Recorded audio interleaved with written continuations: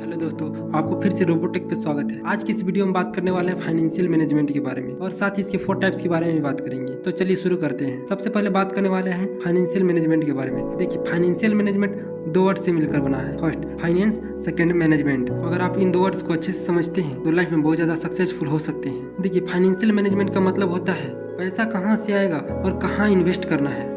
अगर हम financial management को एक ही वर्ड में ये कहूँ कि पैसा कहाँ से आएगा और हमारे लॉन्ग टर्म और शॉर्ट टर्म एसेट को कैसे मैनेज किया जाएगा। अगर आप बिजनेस कर रहे हो तो आपको फंड्स को अरेंज करने होंगे।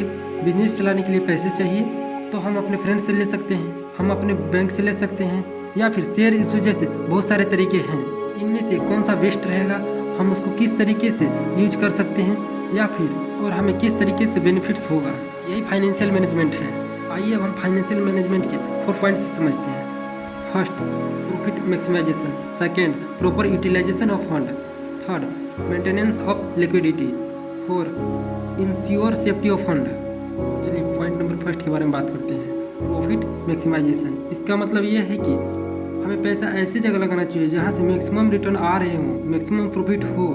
अब आपको डिसाइड करना है कि उस पैसे को फिक्स एसेट में लगाना है या करंट एसेट में लगाना है। अब यहाँ पे आपको फिक्स एसेट और करंट एसेट शायद समझ में नहीं आ रहे होंगे, तो मैं आपको बता दूं कि फिक्स एसेट का मतलब जो कुछ भी बिजनेस में पैसे आप लगा रहे हों वो कुछ टाइम बाद रिटर्न आ रहे होंगे। जैसे मान लीजिए कि आप अपने फ्लैट को रेंट पे लगा दिया तो उसे कुछ टाइम बाद रिटर्न आ रहे होंगे। इसे फिक्स एसेट कहते हैं। मतलब फिक्स एसेट में ये होता है कि पैसा आना निश्चित होता है। अब बात करते हैं करंट एसेट को। इसका मतलब ये है कि जिस भी बिजनेस में आप पैसा लगा रहे हो उससे आपको डेली मैक्सिमम रिटर्न मिल रहे हो, ये करंट एसेट है। कोई आपके दुकान से चाय पत्ती खरीदता है तो वो चाय पत्ती आपके लिए करंट एसेट है।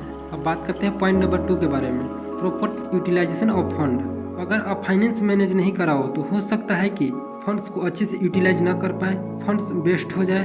इसलिए प्रॉपर यूटिलाइजेशन ऑफ फंड को हमें समझना चाहिए। जैसे आप बैंक में पैसा रखा हो तो 3 से 4% रिटर्न मिल रहे हो तो कोई ज़्यादा ग्रोथ नहीं हो पा रहा है। अगर आप घर में भी रखे हैं तो वो भी पैसा वेस्ट हो रहा है। इसे सिंपल लैंग्वेज में ये कह सकते हैं कि फंड्स को ऐसी जगह यूटिलाइज किया जाए जहाँ से मैक्सिमम रिटर्न मिल रहे हो, मैक्सिमम प्रॉफिट हो।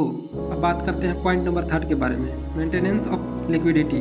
अगर आप फाइनेंस मैनेज नहीं कराओ तो हो सकता है कि ज़्यादा इन्वेस्ट कर दो या उस कैपिटल को ऐसी जगह लगा दो जहाँ से कैपिटल ब्लॉक हो जाए, तो आपके पास इनकम का सोर्स ही नहीं बचेगा, आपके पास एबिलिटी ही नहीं रहेगी। इसलिए लिक्विडिटी का होना बहुत जरूरी है। इसके अलावा आपके पास इनफ फंड भी होना चाहिए। अब बात करते हैं लास्ट इन 4 पॉइंट्स के बारे में, इंश्योर सेफ्टी ऑफ फंड।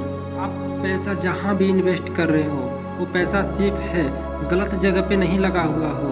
अगर आप गलत जगह पे लगाओगे तो पैसा डूबेगा, तो पैसा का सेफ्टी भी बहुत ज़रूरी है। तो मुझे फाइनेंशियल मैनेजमेंट का सेफ्टी ऑफ फंड को भी ध्यान रख के पैसे को इन्वेस्ट करना चाहिए। फिर मिलते हैं जल्द ही नेक्स्ट वीडियो में। अगर ये वीडियो आपको अच्छी लगी हो तो अपने दोस्तों के साथ शेयर करें और साथ में मेरे चैनल को सब्सक्राइब करें।